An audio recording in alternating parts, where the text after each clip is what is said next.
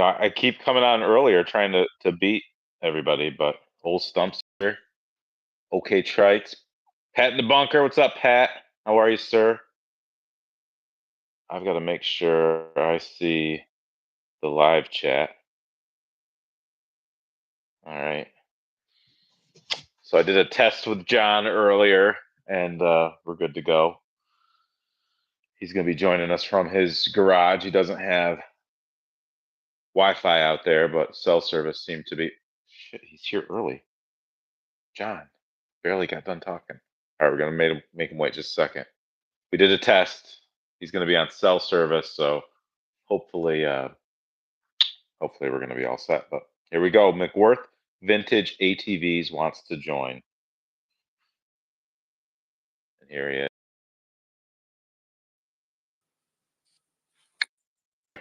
Good evening. How you doing, Preston? I'm doing fantastic. Great. I was just scrolling through the comments here before we get too deep into anything. We've got a number of people there, 26 people so far. Glenn likes my sweater. You liked it earlier when we did our test run, so I left it on. Normally I'd put something Honda related on, but I left it out today.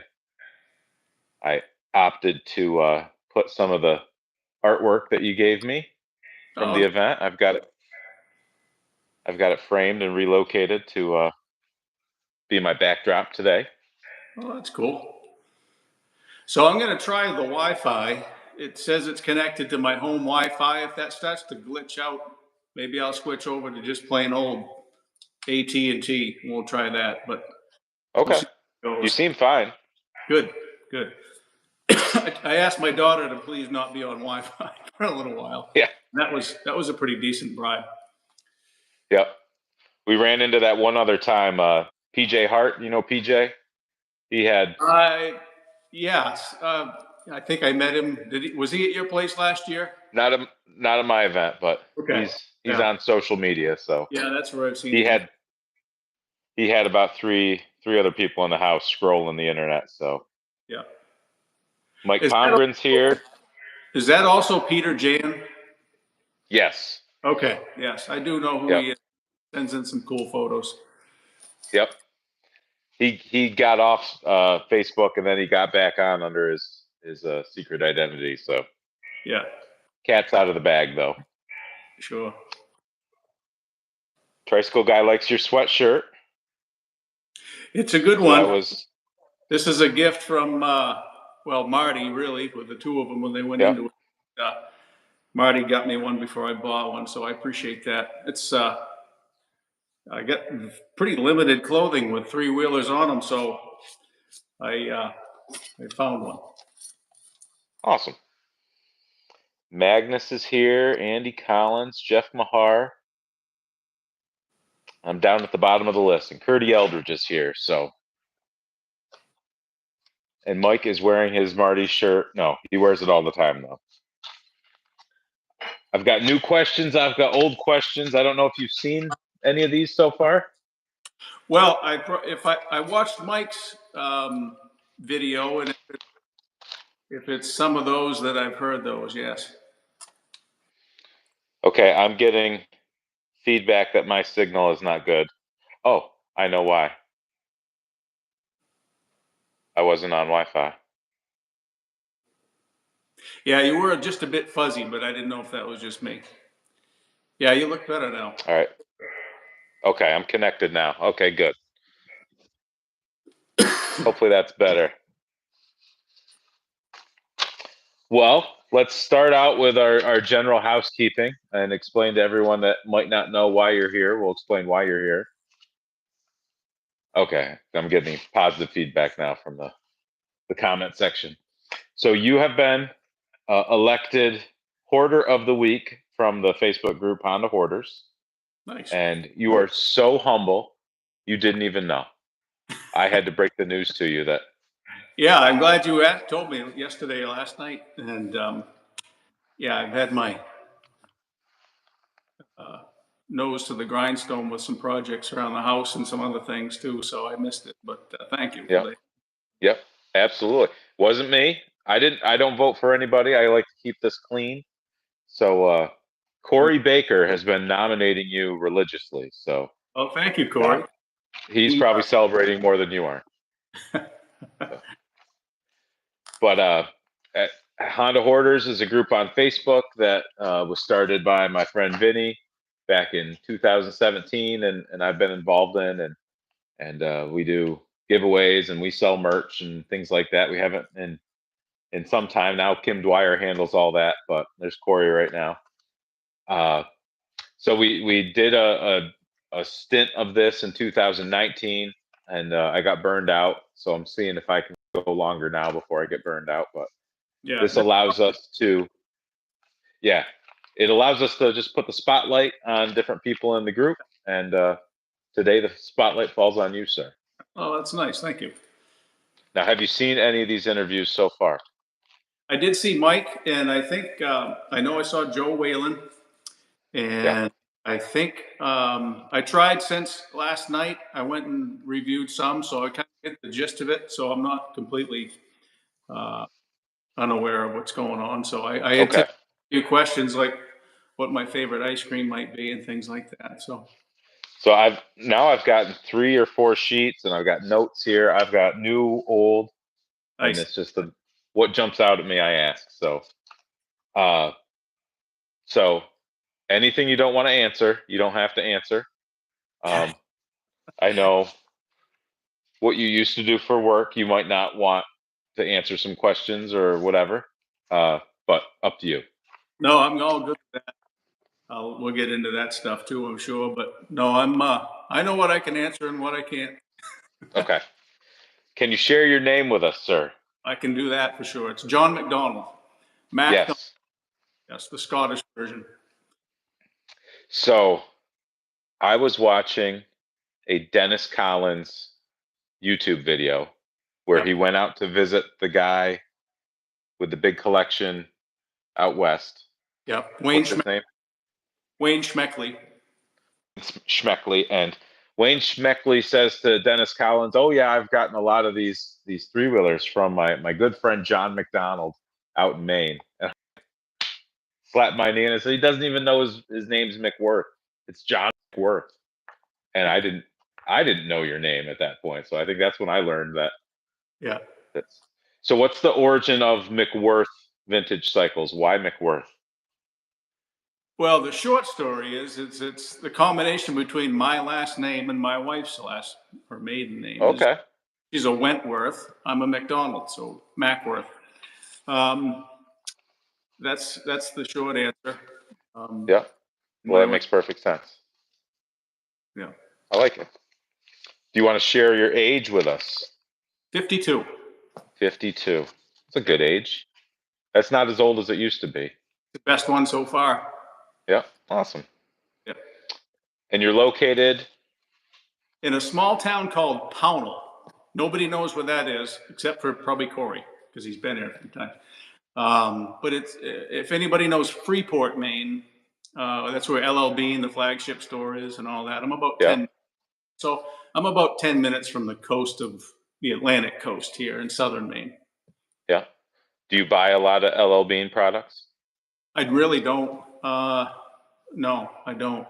I used to get a discount, an employee discount, when I was my previous career, and even then I really didn't go, just because they gave us so many good off-roading clothes and outdoor clothes session that I didn't really need to for a lot of things. So that was okay. How far into Maine is that? When you cross from New Hampshire into Maine, how long does it take to get to Pownell? about an hour and a half. Okay, that's not bad. From Kittery. Do you have to drive past Pownell to get to Detroit? I went to the show in Detroit. Did I drive past you? You kind of, yes. No matter how you go, there's 295, which hugs near the coastline, and then there's 95, which is inland a little bit more. But regardless of which one you took, you could get to my house quickly. Okay. Now, we mentioned your work. Do you want to share what you used to do for work? Yeah, I'm a retired Maine game warden. Yeah. You probably saw a lot of people on 3-wheelers hunting in the woods on those, or no? Some.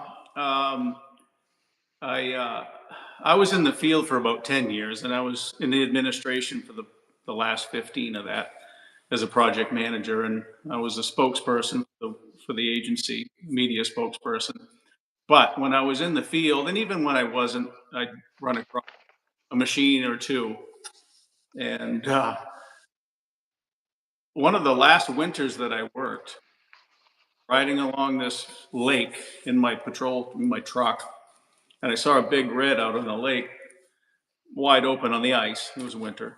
And I said, I'm going to go talk to that guy because I just want to have a conversation with him. And I know what he's going to do when he sees me, or I think that.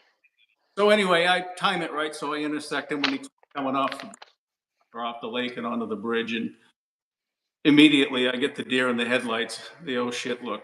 And I said, nice 84 big. And he's like, you could tell right away. He's like, this, how do you know it was an 84, first of all? So we talked, I bet, for 45 minutes and nothing about any laws at all. And I told him about what my passion was for these and all that. And Mhm. it was a very lighthearted conversation, but it was fun. And to kind of see his whole reaction and to see his anxiety come down and Yeah. talk about three wheelers. So that happened to me quite often. Were you ever on Northwoods Law? I was a few times. I was the Yeah. project for that show. And that was given to me as a project back in 2009 from the colonel. I worked for the colonel of the warden service, which is the chief. Yeah. And he handed me a piece of paper, which is a whole other story that I could talk about. But the brief answer on that is I was given a letter from National Geographic back in 2009 because they were looking for a game warden show. We were slow on the uptake in getting that letter. They'd chosen California, went with California Game Wars. And then, but I built some friendships there, and over some time, I connected with a production company out of New York City called Engel Entertainment, and they started to come to Maine and do pitch tapes, and I had to go through all the contract business with them, and it was I was a game warden. I knew nothing about TV production, but within like a 2 or 3 year period, I became kind of the resident expert on how to get TV shows for law enforcement off the ground. And so it was just a trial by error, honestly. And Yeah. but it turned out well, and it was great. It was probably it was the highlight of my career, honestly, for me. And Huh. How about that? it lasted probably 3 years on the air with 75 episodes, and but there was some really cool parts of it that that kind of a spin off from that. But So it was only 3 years? it was only 3 years in Maine. Yeah, March of 2012 it kicked off, and we got done with it in December of 2015. So maybe that's closer to 4 years, I guess. Um, but yeah, the Animal Planet was making money hand over fist, like Yeah. $100,000 for 30-second commercials, and Wow. so it was big business for them. And when we told them we didn't want to do it anymore, I was the bearer of that bad news. And so they had to start searching around for other places. And a lot of chiefs around the country started to call me and say, hey, should we do this? And if we do it, how do we do it?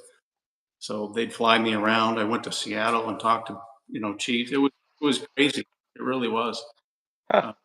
But it's really a whole different story that I've talked Yeah. about on other YouTube channels when I was doing that. But it was cool. It was really cool. Yeah. I had no idea. I thought I was just asking a silly question, but that was cool.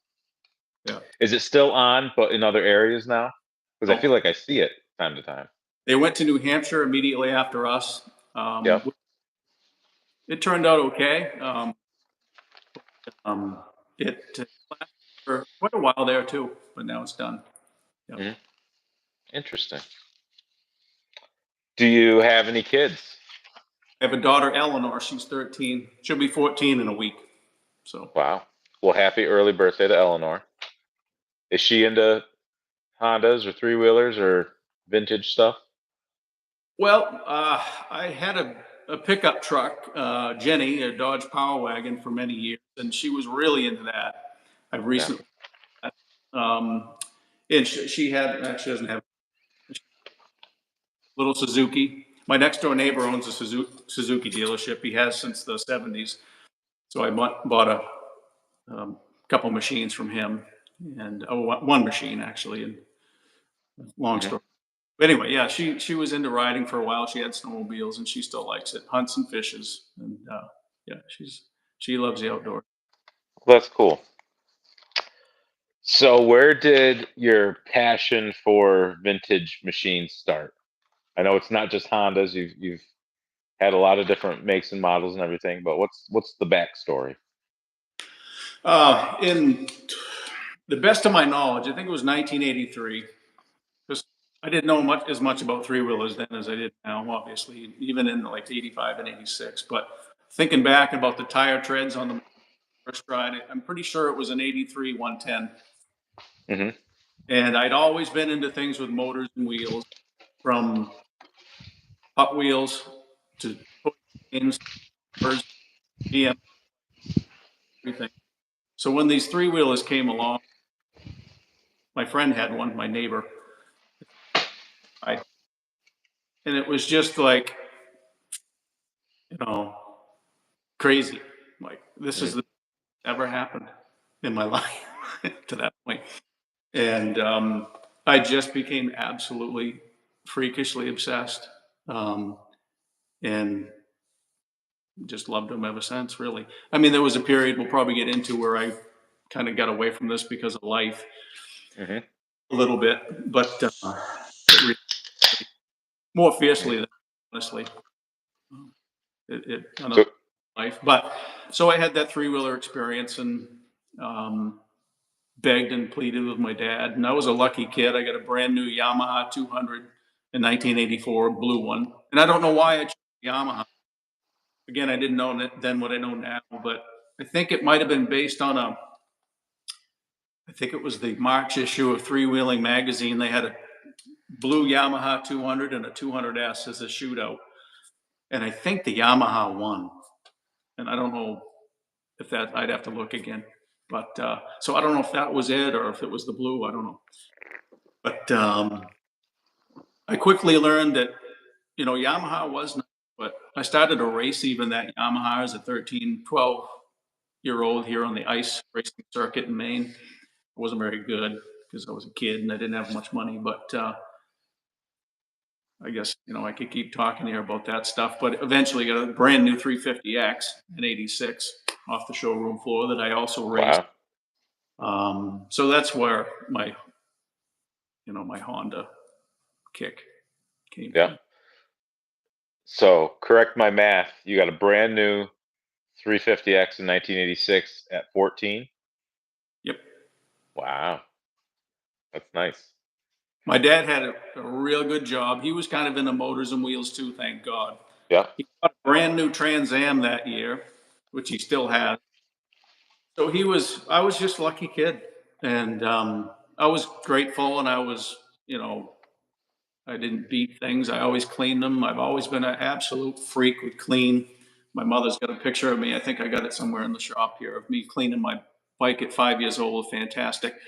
And I'd keep my bike for 5 months, and I'd ride my old one. And I've always been a freak with Hmm. cleanliness stuff. So.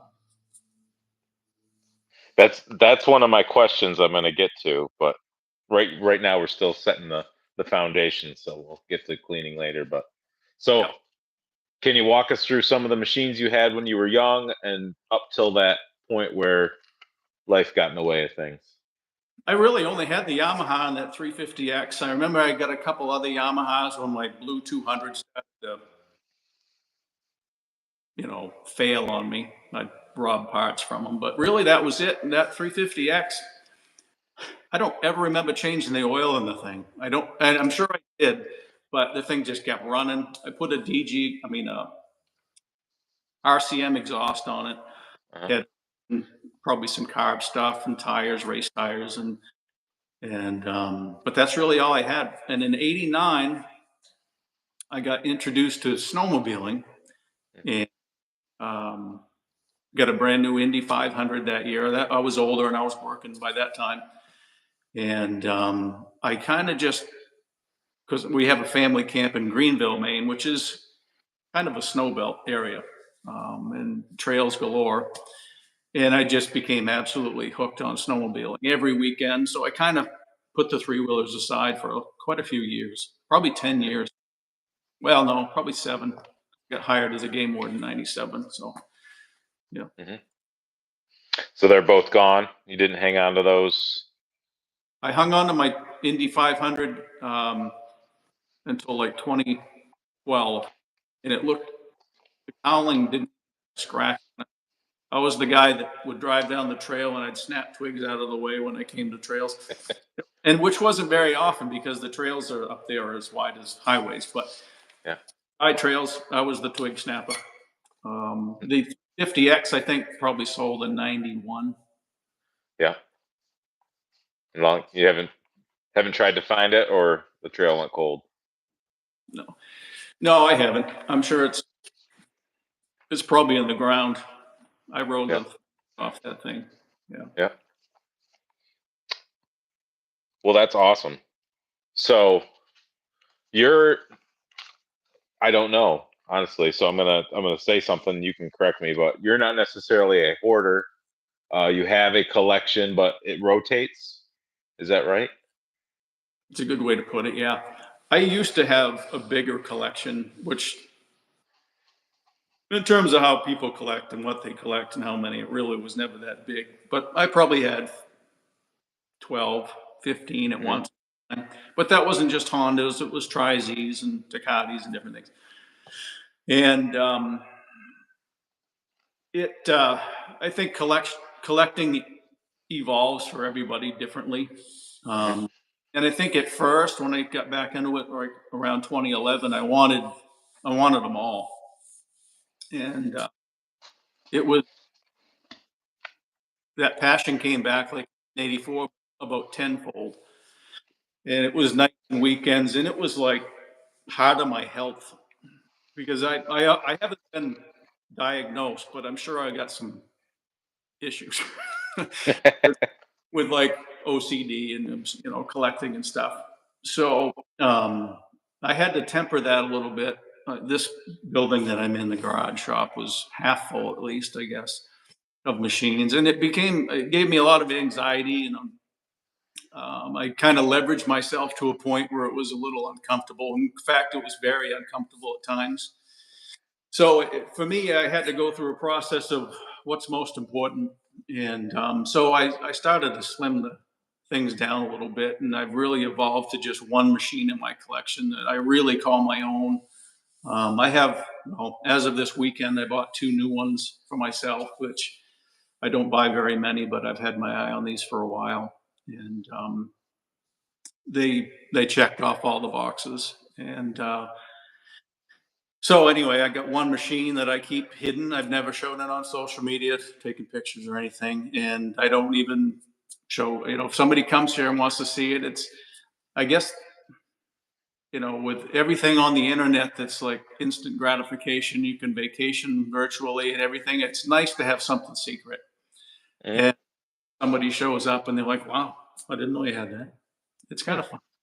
So I tend to do that more now probably than ever, or at least tease things out to kind of maintain a little bit more novelty, I guess you'd say. Yeah. Well, I won't ask about it then. I'll just have to swing in sometime. I'll have to swing in and check it out. Yeah. Come get some lobster. There you go. Yeah.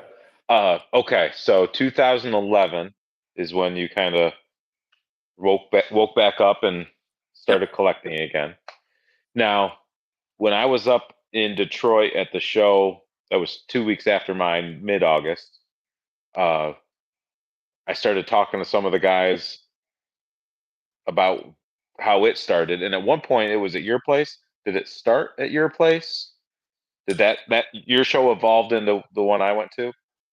Yes. In 2013, I did a show here called Trike Fest, Maine, and I stole the name. I wasn't obviously the first one. I think the big Trike Fest had been going on before that, which I'd never been to yet. And I actually haven't been either to this day. But yeah, I had it for a year in 2013 and then again in 2014. And it was a little bigger even the next year.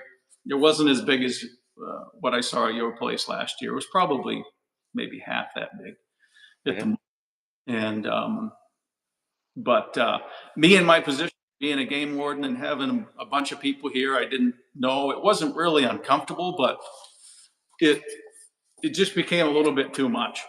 And Hmm. I'm just said, I don't probably can't have it here at my property like that while I'm doing this. And God forbid somebody, endos it on my Right. property and I have to respond respond, Yeah. Yeah. do a crash report. Yeah, so that was part of it. But it was fun. It was a good time. And I'm still friends with, some of the guys that were here. Yeah. It- Mike Holmgren was um, I think he was here only in 2014. He'll correct me if I'm wrong, but we had this place full of the nicest machines probably that you can get in one place. It was he had some between he and I, we just had some beauties and like mhm. new rock stuff that just big reds and 200 X's. And I know he remembers this stuff. And but it was fun. Can you tell us about some of the machines that have passed through your hands that were top tier, nice stuff that you don't really see? Yeah, I think like all of us, my standards have gotten so to a point at least that I don't really get excited about much any in terms of owning it and putting out the money for it. But you know the feeling when you get that one. You're like, I listen to my gut on everything I do, and when your guts telling you no, it's usually the wrong choice. And Mhm. when you're fighting yourself to tell you, should I get this? Should I get this? And if it lasts overnight, I usually don't get Yeah. it. But yeah, anyway, most of the machines that come my way now come to me through Facebook and people saying, "Hey, I got this machine for sale." That whatever the story is. Not always. Sometimes it's a collector that reaches out, texts me, directly. Um, the one that comes to mind quickest is this. Um, trying to think of his first name. He still reaches out every holiday. I'll think of his name maybe in a minute. But back in 2018, he says, "Hey, I've been following your page, and I got this Suzuki that my dad bought me brand new for Christmas in 1987." He says it's a 500, and I thought I wasn't really thinking Quadzilla. And he says I really haven't used it, and we've all heard those stories about you know Mhm. minimal use and one tank of gas. And he sent me some pictures, and I'm like, holy shit, this guy really hasn't used this thing. And it was in this warehouse that his dad owned, and there's like a Barracuda behind it that he hadn't used either, and other things. And so I ended up buying the thing, and it was amazing. It was, but I have dozens of stories, I guess, similar to that. But that one stands out. That when that thing landed here, I mean, it was just beautiful, and I hadn't seen anything like it since, really. Yeah. And what's your process? Like you take something like that in, do you go through it, detail it? I've seen, you do a lot of nice walkarounds on your YouTube channel, and you've talked a little bit about your cleaning process, but is that the standard procedure for everything? Pretty much, yeah. And I'm not a mechanic.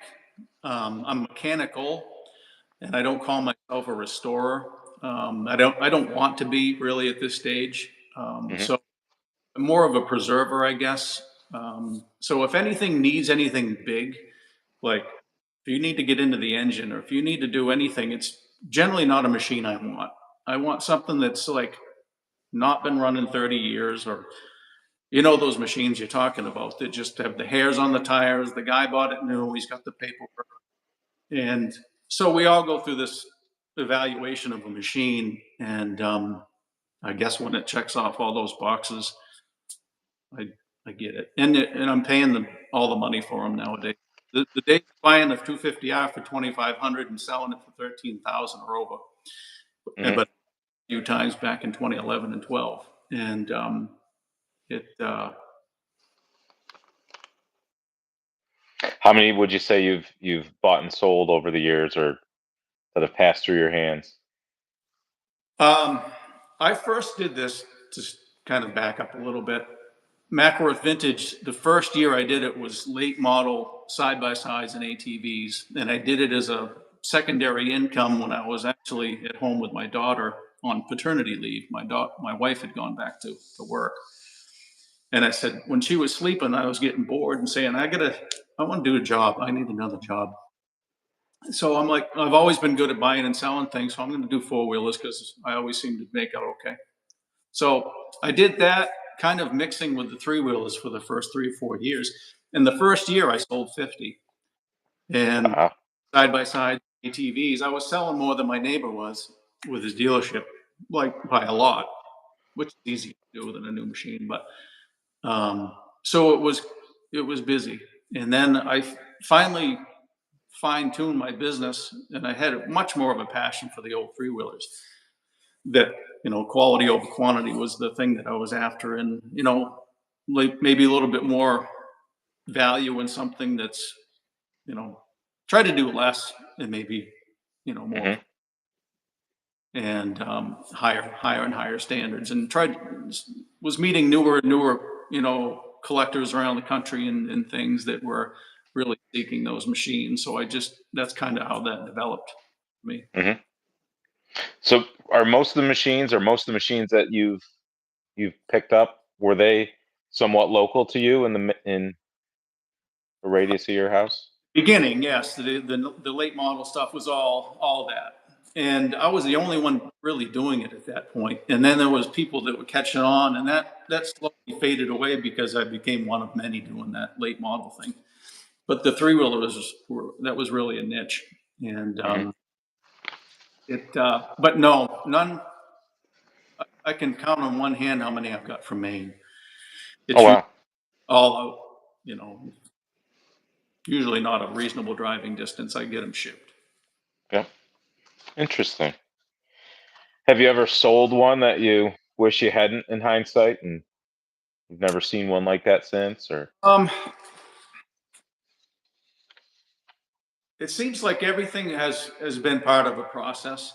Um, just when you think you've seen the last greatest one, you don't want to see it go. I pretty quickly don't miss them that much, I guess. yeah. But with that said, my best ones that I've ever had, at least the original survivors, have gone to people that are very good friends or some of my best friends. Wayne is one of them out in Colorado. He Hmm. and close friends. And so if I want to see any of them, I can, and I probably can get them back someday, quite frankly. I have another customer in New Jersey that no one on here has ever heard of, I'm sure. And he just wants the very best ones, and he just only wants to get them from me, thank goodness. And he's got the best ones I've ever had. Is Quadzilla, a Takati 87 Takati. He's got 20 of them, 25 of Yeah. them. I guess with what I do, and talking with Mike Palmgren, I think it's similar with him. He gets into a guy or a group of guys that become very, very loyal. So you don't Mhm. end up ever having to really list anything for sale. They're kind of pre-sold, and that's kind of the pattern. And I'm sure that's the case with others too, but that's where I'm at. Yeah.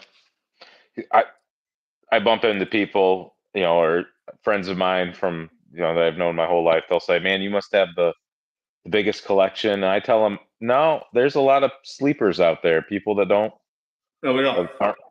Yep, they're yeah. not public." And like, I had no idea who Wayne was until that Dennis Collins video, and then I thought, "Oh, look at this guy." So Yeah, very stoic person. He's not. If you saw him at the local, store, every single day. He's much like Jay Leno. Same shirt, same pants every day. yeah, Not that I've looked in his closet, but I'm sure one kind of shirt and one kind of pants. And just a normal guy. yeah, Uh, that's great. Hmm. What's your favorite? Everyone wants to know what's your favorite Machine that I've had. machine you've had, or favorite model, or one you always like when you get to ride one. Well, 350Xs are there. I think at the top. I think the one I salivated the most over as a teenager though was a 200X.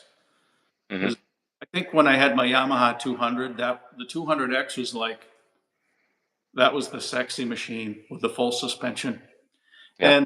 and most of it was Honda's advertising, and um, I just loved their brochures. And I mean, I was such a freak that we had a thing called Friday Night Videos back in the day before MTV and VH1. And I would tape that whole thing on VHS because I knew our local Honda dealer, not only was I watching the videos, I knew they would advertise during this, and I'd capture those things back then. So their advertising was awesome. I actually clipped one of those and put it on my YouTube channel. It's only 30 seconds, but it's the original commercial from '85. It's got big reds in the showroom and stuff. Um, so yeah, that's where you know, that all came from. So your collection of literature, promotional materials, things like that is, I don't know of anybody that's got a more complete set or intricate set. Uh, you've posted a lot of like the old commercials on your YouTube channel. Are those aren't ones that you recorded off the TV? Did you get those from a No, dealer or? a fair amount of them that I got from Mike Palmgren, um, quite a few years ago that he got from, I think he, correct me if I'm wrong, I think a dealership that he may have inventoried for some parts. And he had them in a box forever, and he had kind of hoped to digitize them. And I was hell bent on getting them digitized. And I said, hey, I'll take it off your hands. So I did. And that was the '84. I think the '84. I forget which videos those were because I did have some of my own too. But the and it got me thinking about.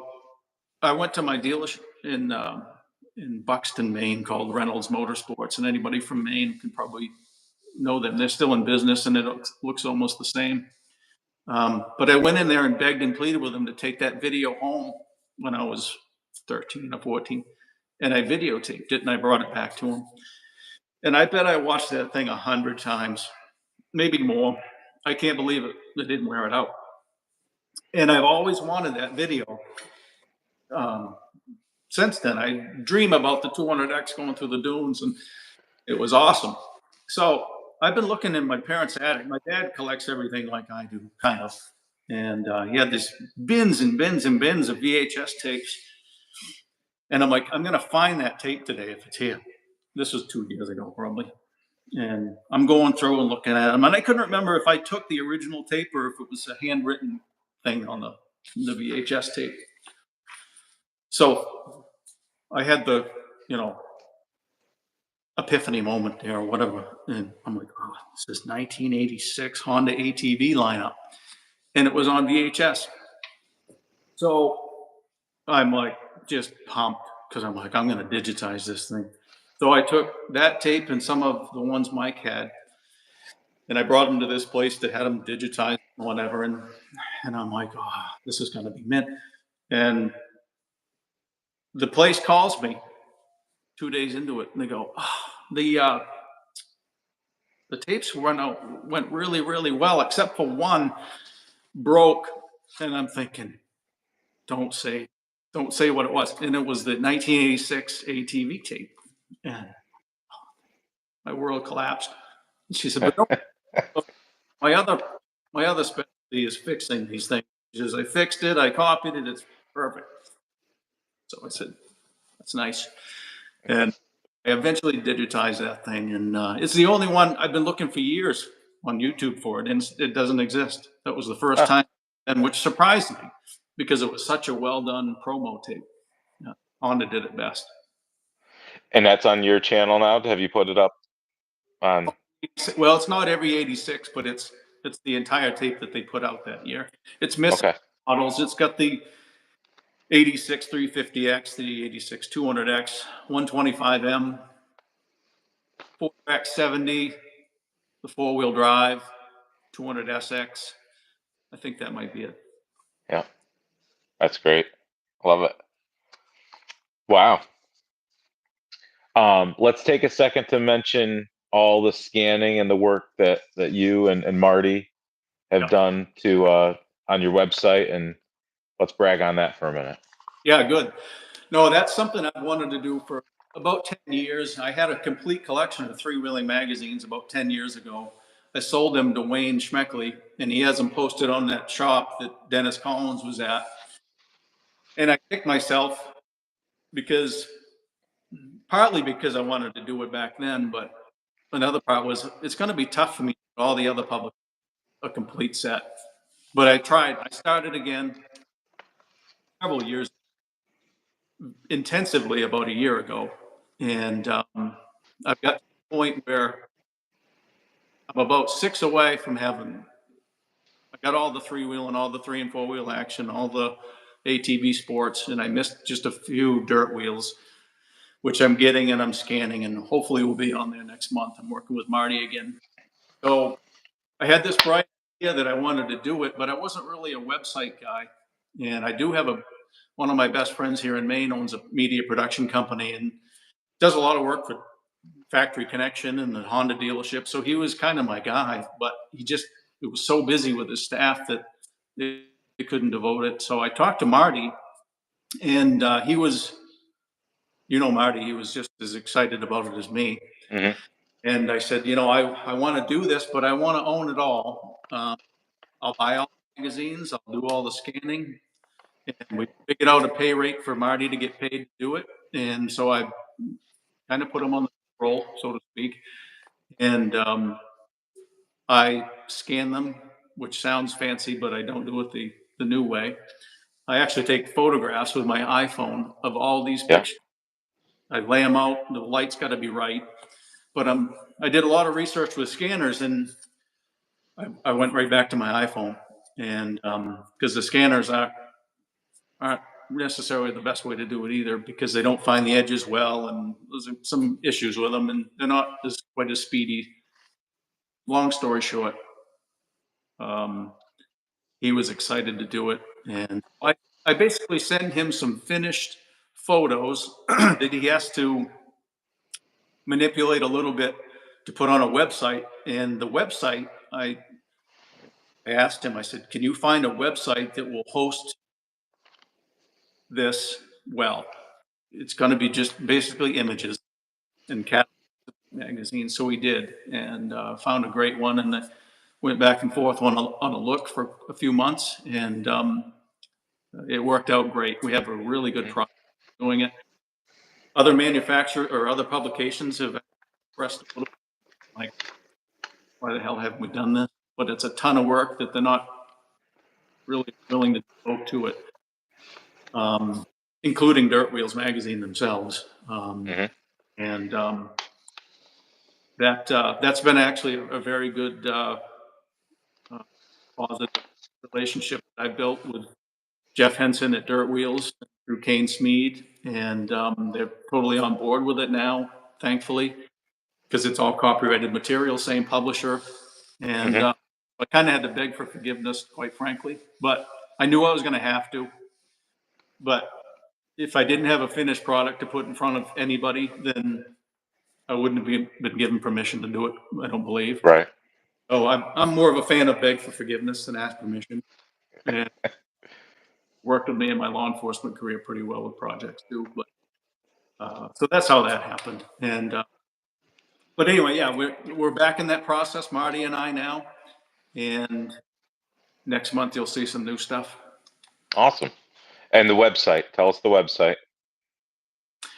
Well, there's a few of them. You can now type in Macworth Vintage ATVs and it goes there. But the one I've been pushing all along is just vintageatvmagazines.com. Okay. And it's But they got, both go to the same. it goes to the same thing, I believe. And it's got Awesome. inclusion. It's been great. Yeah. I've surfed on there looking at old, promotions, and it's Yeah. just neat to see what, some of the cool aftermarket parts that are so expensive now, what they went for originally, and Yeah, they makes you got cry. Oats tires after ad, and they're like $59.95. Yeah. Yeah. And And one thing I do want to say about that, and it may not mean much to many people, but if you're doing any research, a little side benefit of this on my computer has been I have 17,000 images on my computer. And my computer scans all the images and all the texts for data. I didn't really know this. So when I do research project like this machine behind me, phase 5, 250R fender, you type that into the database and it brings up every single ad or test on a phase 5 fender or Bill's pipe or you name it. It brings them Mhm. all up. Dean Kirsten, Dean Sundahl, Jimmy White.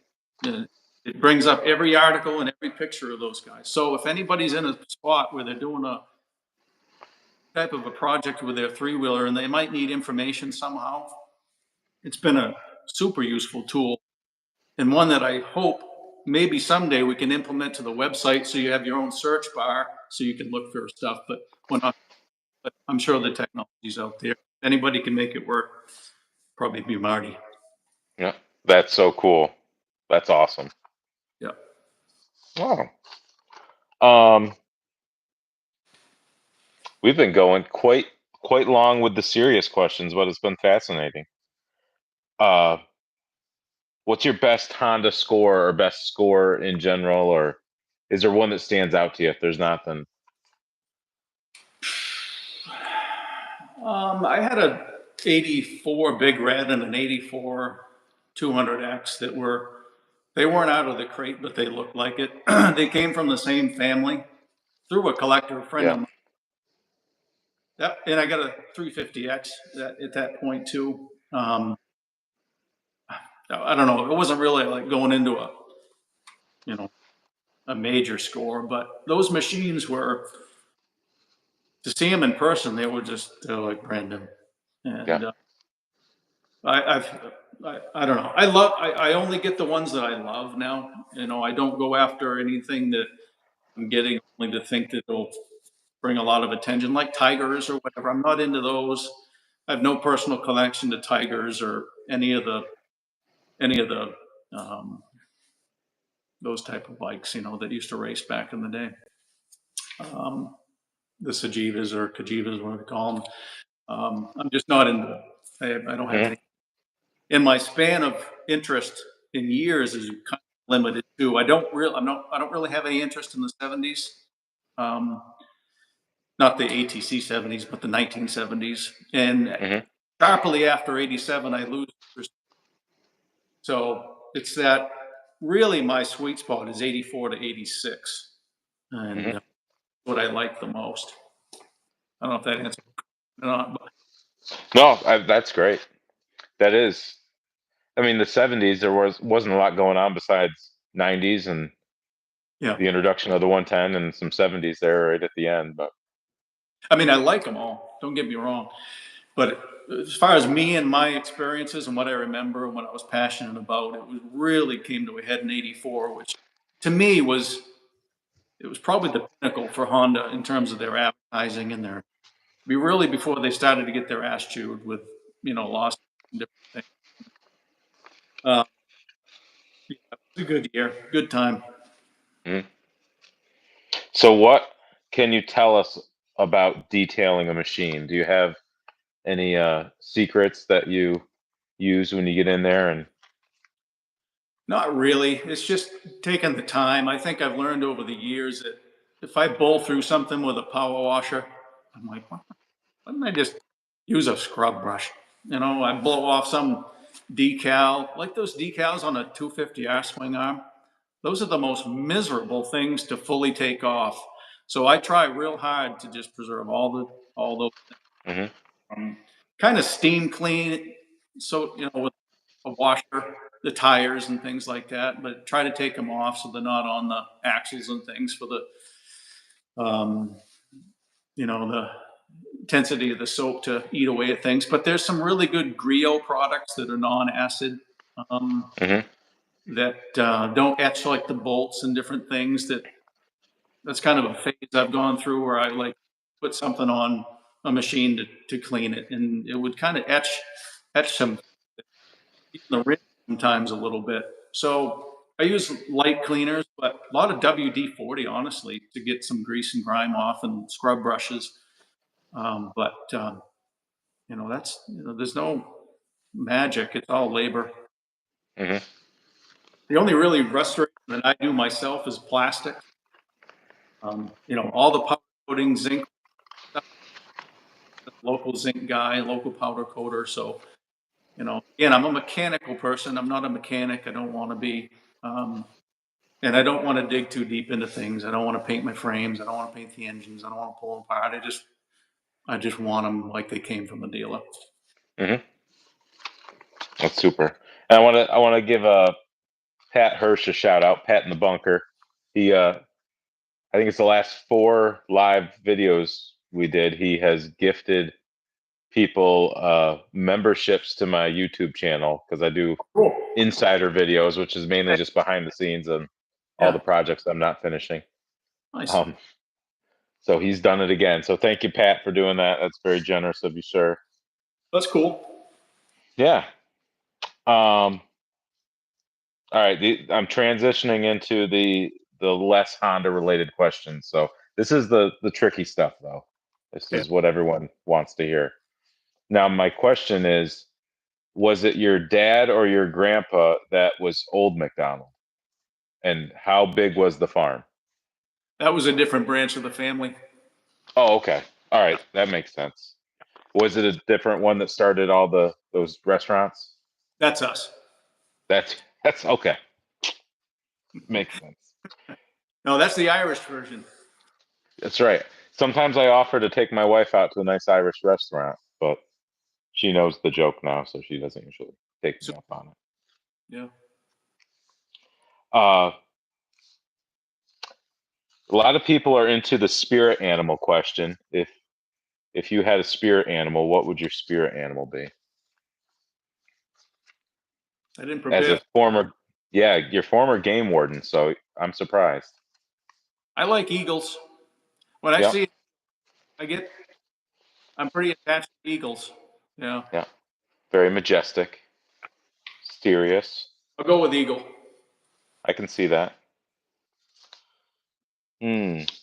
You know what question I like that Mike Pomgren had a fascinating Yeah. answer to? The what was the best concert you've been to? Oh, really? Probably Sting. Sting. Yeah. Recent? No, that was probably, no, I know exactly when it was because I had a new truck. It was 2015. Yeah. Hmm. Yeah. Okay. Van Halen, but recent Van Halen, not like 80s Van Halen. To be honest, I didn't go to any concerts at all until I met my wife Yeah. 27 years ago. Um, yeah, I'm not the big crowds type of guy, but Yeah. seen some sense. Yeah. Not a big crowds guy. No, That's like it. That's why you're an eagle. right. You're off by yourself. See him from above. I got some new would you rather questions. These are always tough to come up with. Eventually, I'm going to run out, I think. But this is a good one. Would you rather have a rewind button or a pause button for your life? Pause. Yeah. Yeah. Because we were having the discussion which would be the better one. Because I know there's that movie, no, with Adam Sandler. I think that's a fast forward button. And then that doesn't work out for him. But anyway, why pause? Any particular reason? Just to savor the moment? I don't really have an interest in reliving the past too much, but I think there's some moments that are worth savoring. Hmm. Yeah. Especially with Maybe, a maybe instead of a 24-hour, make it 48. movie click. Yeah. That's what they got me in the comments. Yeah. I thought this would be good since you were a game warden. If you could bring one extinct animal back to life, what would it be? Animal. Jeez. I don't You know. gotta know. You gotta know what some of the extinct animals are. I don't know. Yeah. I can't even We think of we probably need some saber-toothed tigers running around. That's what I figured. There's not enough people keep them getting in. eaten by. Have some of those. Yeah. So there's a question I asked Mike. What three famous people, dead or alive, would you invite to a dinner party? He had some good answers for this, but I want to hear your answers. Three famous people, dead or Dead alive. or alive, to a dinner party. Probably my great grandfather, my grandfather, and my great grandfather. That'd be an interesting dinner. You Yeah, could get a lot of stuff sorted out that way. yeah. Yeah. No, I don't want to be. My grandmother's too would be nice too, but yeah, I think that Yeah. would be. That's a very thoughtful answer. Thank you. What type of ice cream do you like? Homemade vanilla. Homemade vanilla. You know, Tricycle Guy makes homemade vanilla? Heard that, you know. Yep. It's pretty good. Mint too, mint chip. Mm. If it's store bought, like half baked Ben and Jerry's. Okay. Yeah. I've never had that. What's that consist of? It's heavy on the chocolate, some nuts. Yeah. I like sweet and savory ice cream. Like pistachio ice cream, I like that. Mm-hmm. Grape nut ice cream. I don't like hard chocolate and ice cream. I like Mm-hmm. Do you have any pets? Golden Doodle Murphy. He's attached to my hip. I'm surprised he's not here right now. He's in the Yeah. truck all the time. I love that dog. I adore that dog. Yes, I do have a dog. Yeah. No cats? I got two cats, but I don't Yeah, they're know. not worth mentioning. You're a dog guy. Right. Yeah. Our cat, our cat doesn't like me. Allison would argue with that. He doesn't like me. And I've said to her, just watching him look at us, I said, you know what he's thinking is if he was bigger or we were smaller, he would just eat us. Yeah, And that's she why. doesn't seem to. Yeah, the Yeah. cats eat you. Yeah. Horrible. Uh, let's see. What conspiracy theories do you believe in? Aliens? Are there aliens? We could get into a lot of political ones, I guess, but I stay pretty. I don't spend a lot of time thinking about those things. Yeah. I just don't. Kind of a waste of time. Yeah. Well, productive things to think about than conspiracy theorists. Sorry. Kim Dwyer wanted me to go down the rabbit hole on that, but we held out. Yeah. All right. If you could have dinner with a fictional character, a movie, a movie character, or some fictional character, who might that be?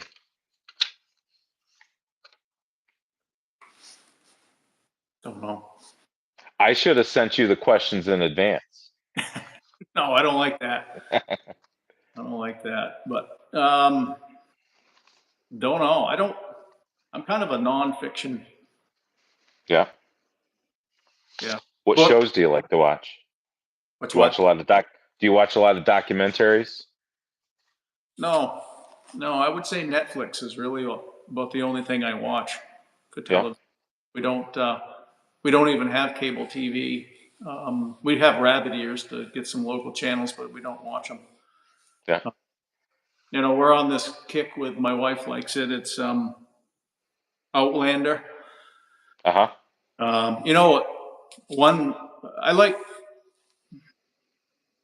kind of documentary based, but there was a prison break in northern New York. Escape from I forget the name of it, but have you seen that? Yeah. No, but I remember when it happened. What was the name of the prison? Dannemora. Yes, Escape from Dannemora. Have you? If you haven't seen it, it's one of the best documentaries or movies that I've seen for being real. Um, Hmm. like the bad guys, the woman that's involved, what the guys doing, the cops and all that. I've been on manhunts where for like a cop killer here in Maine, and the stuff that guy did and what they did in this movie, it's so similar. And they did a really telling the stories. It was, I was hooked. I happened to be home alone that weekend, and I watched all 8 episodes in one weekend. It's good stuff. Yeah. I just saw my mom in the comments, so my mom's watching. Yeah. Now the pressure's real. Yeah, Dannemore, that made me think of something else. Yeah, that's only about 2 hours north of us, 2.5 hours or so. So when that was happening, nobody knew where they were at first, and it was kind of. I don't even remember. I mean, I was in state law enforcement, and you'd think I'd remember it. A prison break from 2 guys in northern New York that were gone for 3 or 4 days. Yeah. I don't remember it. I don't know. I guess we had our own stuff going on. But, and I was the media guy then, too. And I don't know. Don't remember. So when was it 18? 18 or 19? It was pre-COVID. 16? I think it's 16, but I could be wrong. Yeah. Wow. Okay. Some more would you rather. So this is like multiple choice. Would you rather always know when people are lying or always get away with lying? Always know when people are lying. Yeah. I had a feeling you'd say that. Yeah. Would you rather have the ability to speak with animals or speak every human language fluently? Animals. Mm-hmm. That makes sense.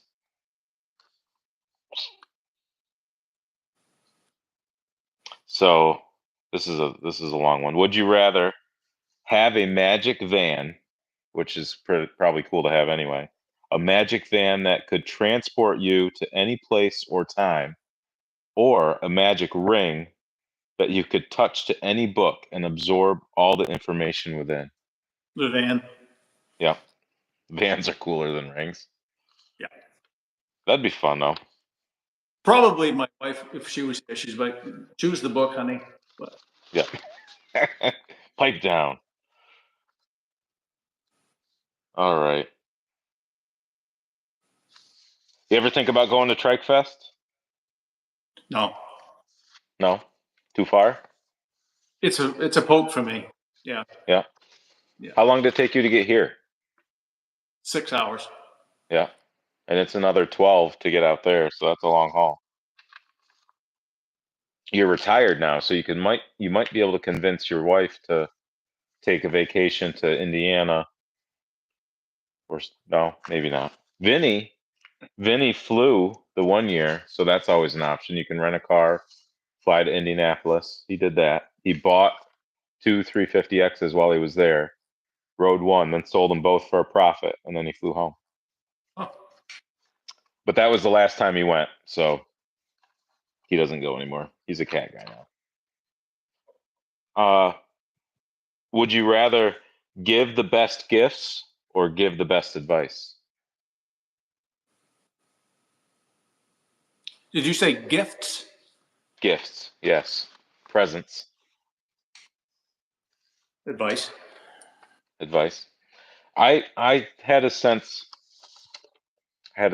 you were going to answer the way you've answered. Do you watch comedians? Yeah. Not a lot, but some. Do you have a favorite comedian? Bob Marley. I've seen him. We watched a show. He did a show in Albany, and a lady from work said she was going. I said, Michelle, Bob Marley's a musician and he passed away. I'm sorry to inform you. And she said, no, he's a musician from New England. And we watched him on YouTube or something. He's pretty funny. Oh, he's a riot. I mean, he's a Maine guy. He's a local guy. He's older than me. I don't know him personally, but I like him. There's a bunch of good ones. I love. Well, she's more of a roaster, but what's the one that blonde? She's cute. Hell. She was just on. She just did the award show. Yeah. She's really good. Oh, Ben. somebody will say it. Nikki Glaser, yeah. Nikki Glaser. There you go. She's funny. The new guy Ben, that's kind of been on the scene. He's quite funny. Hmm. Can't think of his last name, but yeah, I like comics.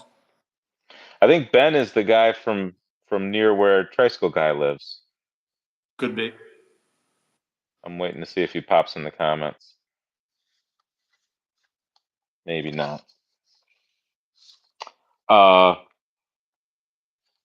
Regular peanuts or regular M&Ms or peanut M&Ms? Peanut. Peanut, of course. Peanut M&Ms or almond M&Ms? Almond. Yeah, that's more like a meal. You could have that as a meal, I think. What would the title of your autobiography be? Make time. Make time. So now that you've got all this time that you're retired, you're doing projects around the house.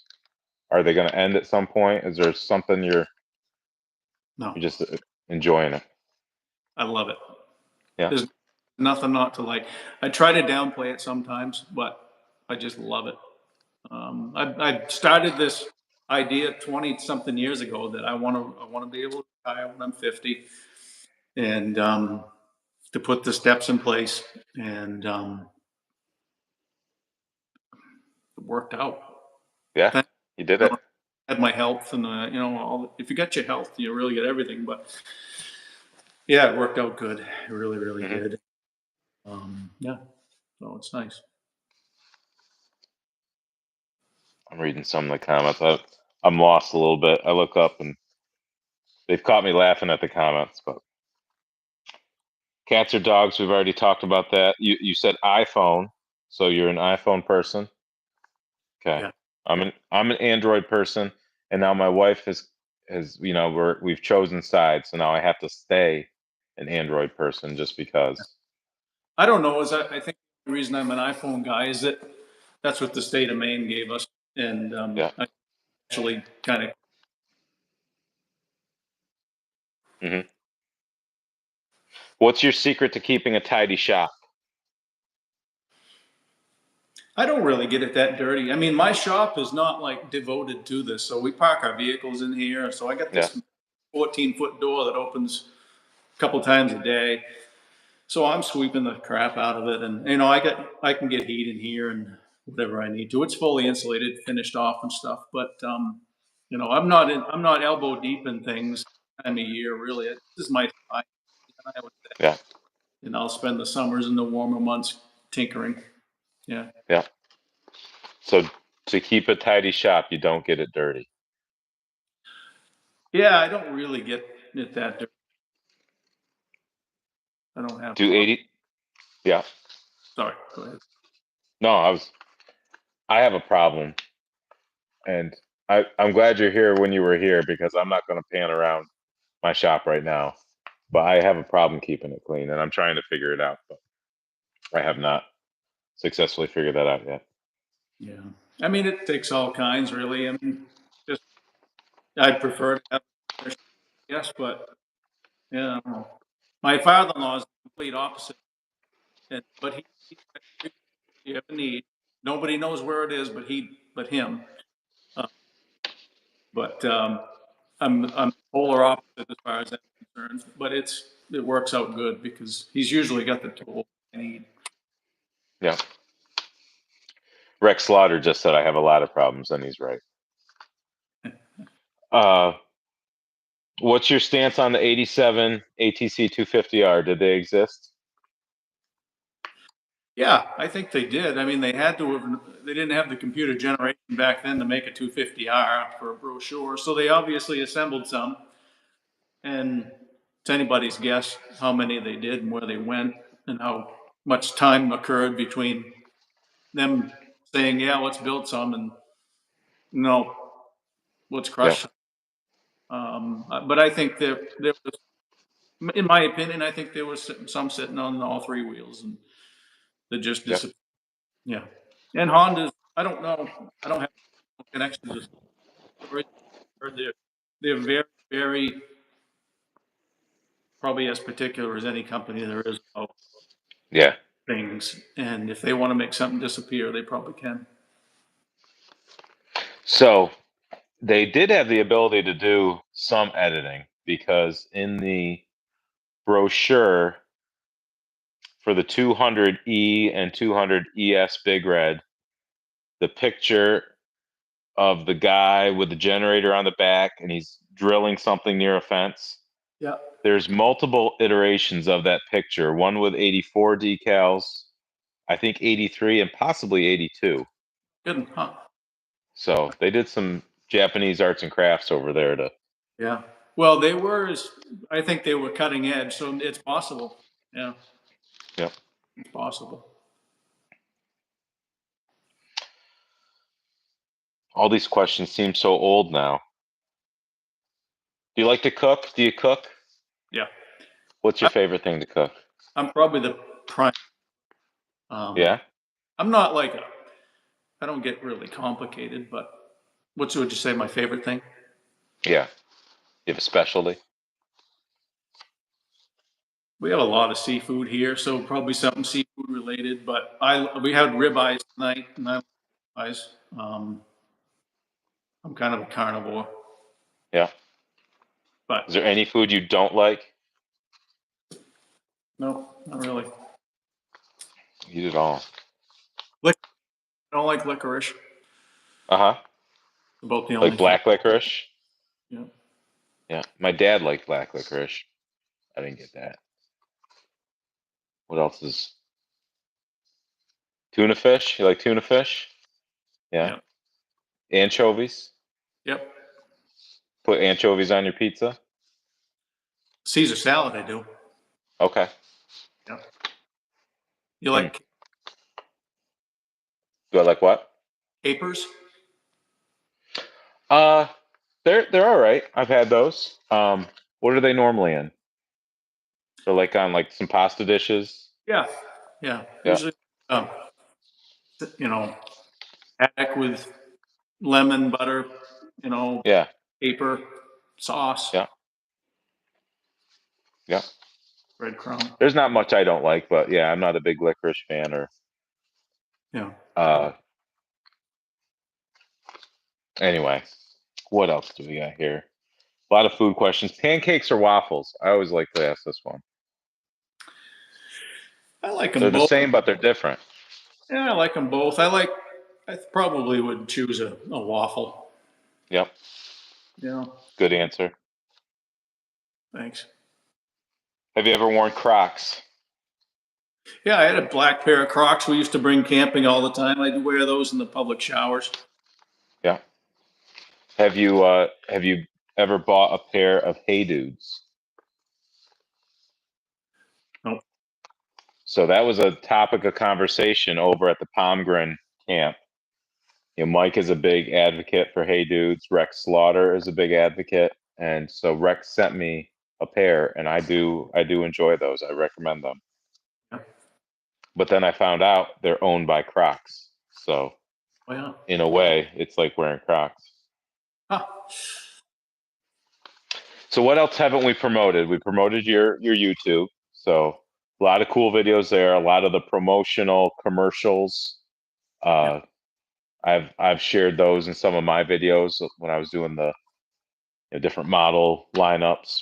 Um, you did a lot of videos, or you did at least a couple on that Big Red. I think you were talking about. You put the generator on the back with the strap and the Uh, spotlight. yeah. Sorry, I had a warning. Yeah, I don't do a lot of those.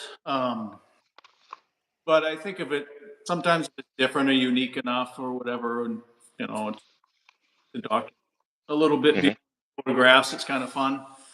Yeah, Uh, yeah, I got a few more coming up this year that I'll do, but I spent a lot of time with the history of things, and just trying to deliver a deliver a machine, maybe accompanying it with like the video and some articles from magazines and things like that. I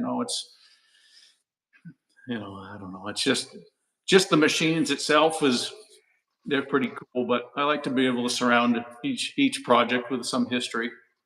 yeah. Mike wants me to bring up Scott in the Trimoto video. Yeah. Is that a character that was patterned off of a young a young John MacDonald or No, no, no, no.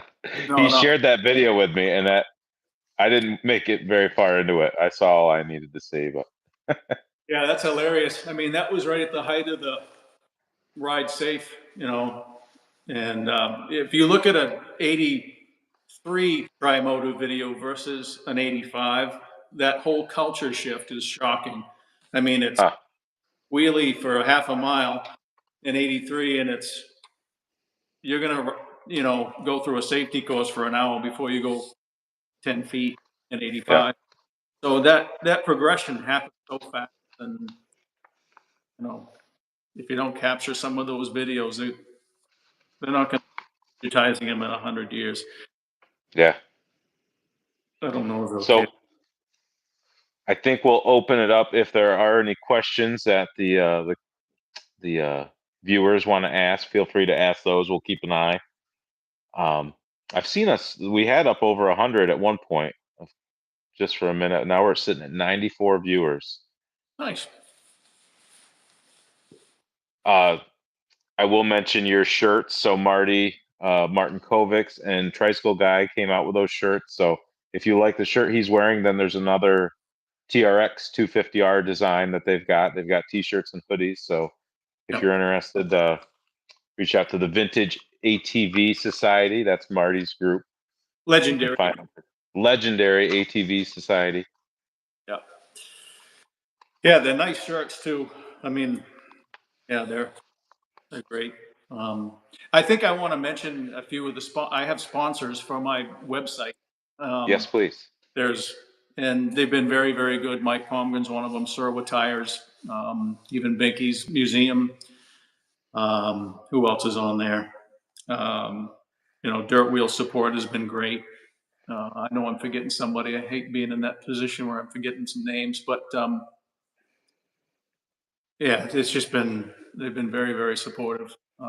Yeah. And it's helped them too. It does get a lot of traffic. And I do some sponsorship on my Facebook page as well, just to kind of help those promotions along. You get a lot, between 1.5 million to 2.5 million a month. People visit that Facebook page of mine, so it's Yeah. getting some pretty good visibility. So hopefully, it's helping them. I keep asking Mike if he's able to spend all his money on his part sales, but hopefully it Yeah. helps. Yeah. I think a little.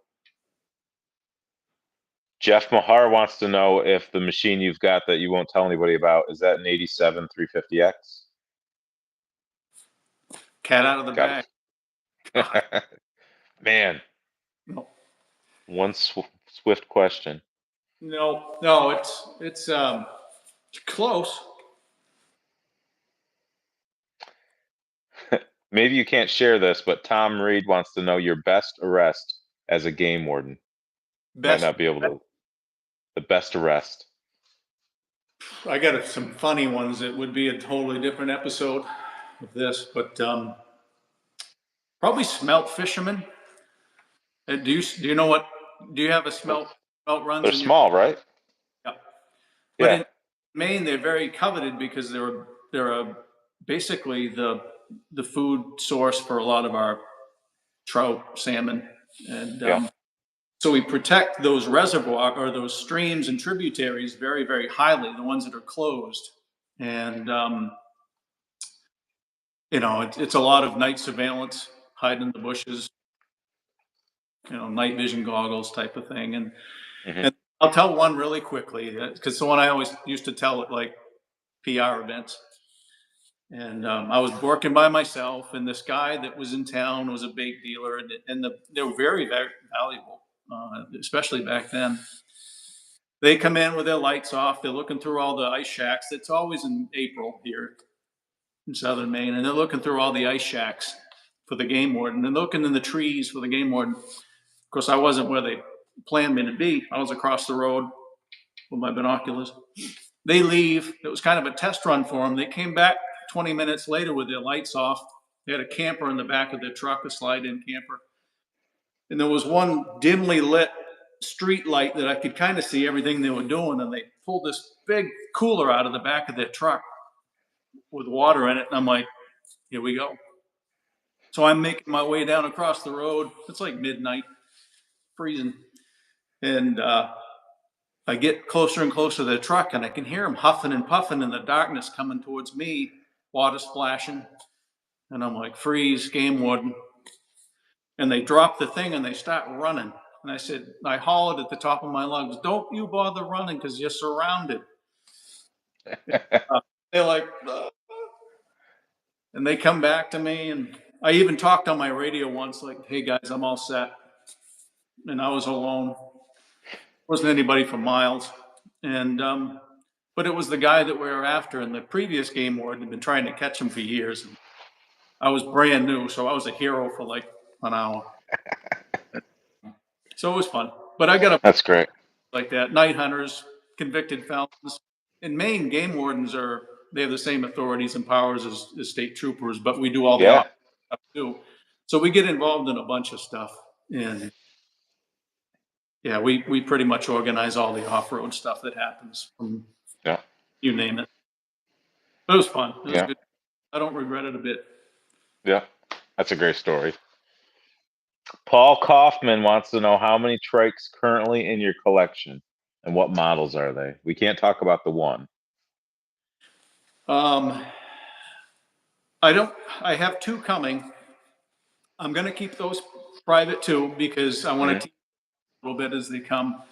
But I will say they're two models that I've never owned. But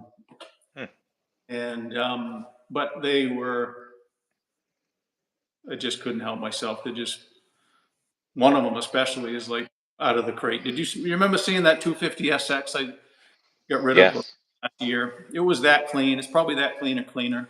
And another model that I've never had. Surprisingly, it's shocking to know I don't have this model or never had this model. I've sold some on consignment. But the one I have is the one on the corner over here. But I got this one that I hate to be Mr. Secret tonight, but to kind of help Dirt Wheels out, they're going to do a full feature on this in a couple months. I think they've got the picture, and to kind of let them have a little bit of glory with it and not kind of tease it out too soon. You can kind of see the front of it here. It's an 82, but it's a Desert Racer 250R with some really super cool parts. And they were very interested in it because it's very uncommon to see a first gen 250R decked out the way that this is with some parts that I had never seen on another machine, at least in my time doing this. But so that'll be a full feature thing, which I'm pretty excited about.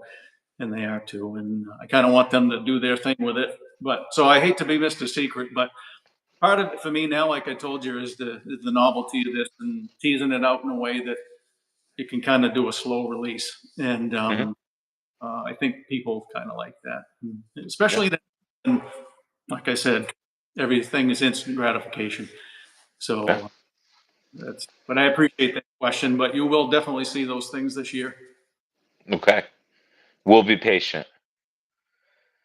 Mike Baraball wants to know if you're related to Tom MacDonald, the singer. No. I don't know who Tom MacDonald, the singer is.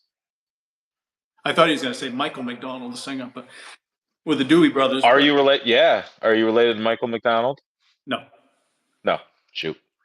We just watched a documentary, I think it was on Netflix, about yacht rock. So that covers all the, pre-Doobie Brothers, post-Doobie Brothers. Who else was in that? Oh no, now I'm having a brain fart.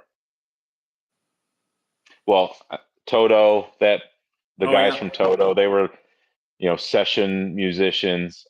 Steely Dan is who I was trying to think of, but once I watched that documentary, I was changing up my playlist, adding a bunch of that in. I'm just going to warn you, my phone's giving me 2 warnings that my battery's low. It was like maxed out at 100 when I started, so maybe my phone's getting old. But if I quickly go black, that's why. Okay. What's your favorite aftermarket company for 3-wheeler parts?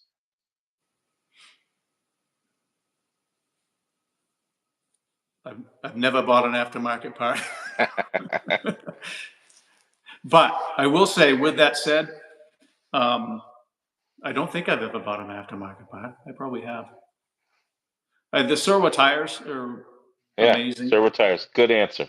I've never had any of their other products, so I can't speak to them. But Mike Palmgren's got some awesome stuff for 90s. Yes. I'm not, like I said, I'm not really knowledgeable or into those, but yeah, I don't know. I just don't buy after. I don't know. I just haven't bought any aftermarket parts. Cameron is asking, who do you bring your frames to be powder coated in Maine?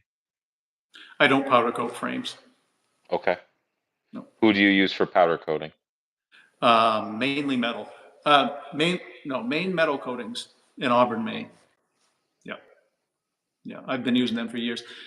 Yeah. If I only do restorative work, if it's something that takes your eye so much away from something that it kind of needs to be done. Mm-hmm. Otherwise, I don't like it. I don't restore it. Mike's done some work for me that on machines that it absolutely needed to be done, kind of situations, and he's my go-to for that. I don't use anybody else. The zinc stuff is in Buxton, Maine, and I've only recently found them, but they'll do black anodizing, like for the rear grab bars, the aluminum. Mm-hmm. They'll do black zinc for kickstarters and all that stuff.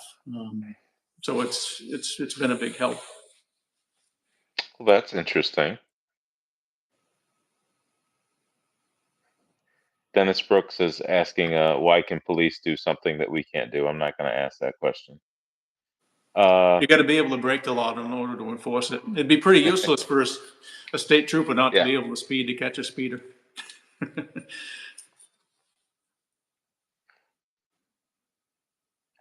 trying to find the bottom of these questions.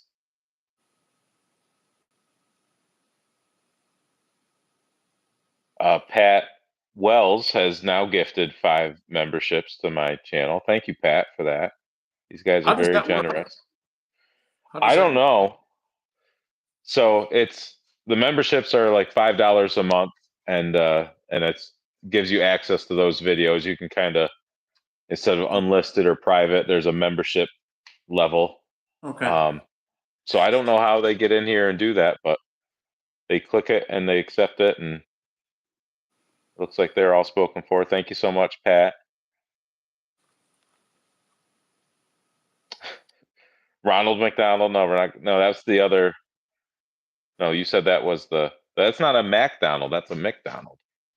Is one Irish and one Scottish? MAC is all Scottish. Okay. Yeah. Fraser is Scottish too, and if you're watching, what is it you said? Yes. They're the Frasers. Aye. Well, I think we're at the end here, and your battery's dying. I don't want to have it cut out quick on you, but thank you so much, John, for sitting with us. Hour and 28 minutes, so we're coming up on a long video, and I thank you for taking the time to share with us and whet our appetites. Yeah, absolutely. Yeah, there's a lot coming this year. I got a surprise with the magazine website coming up. Working with Jimmy White from Team Kentucky back in the day, and it's pretty cool stuff. So you'll see some new things there and a bunch of new machines. Well, not a bunch, but you'll see some pretty cool new machines coming up too. So super. And if you come to Maine, I'll buy you a lobster, and I'll show you what's hidden under that tarp over there. Awesome. Allison. Let's make some plans. So please come up. Well, yep. And thank you everybody for watching. We appreciate all the comments. And if we didn't get to your question, we'll try to catch it next time. But thank you again, John, and we'll catch you later.